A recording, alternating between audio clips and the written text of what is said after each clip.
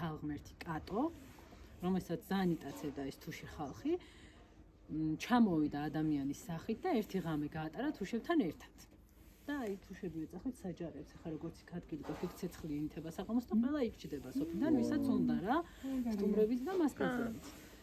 და ამბობენ რომ ჩამოვიდა და ერთი ღამე გაატარა ცეცხლთან ერთად, თუშებთან ერთად რა და უსმინა ამ თუშებს მთელი ღამე ლექსებს, სიმღერებს, იმათ გართობას, ისტორიებს და მიხვდა რამდენად ძლიერ და განსხვავებულ ხალხთან ქონდა ურთიერთობა.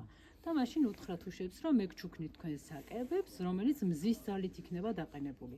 რას ნიშნავს მზის ძალით დაყენებული? ამ ხაჭოს, რომელსაც კოტრისთვის ვიყენებთ, როდესაც მოხდება ხაჭოს დამზადება, მე ამას ვშლით ჩვენ, ეს ხო იწურება რაღაც გარკვეულ პარკში, ამას ვშლით, ვაფარებთ ზემოდან ტილოს და მზეზე ვდგავთ, სანამ სიყვითლისკენ არ წავა. და ცოტა სპეციფიურ სუნს და გემოს არ შეიცანს. მე გულისხმობ მზისგან დავარგებულ საჭმელს.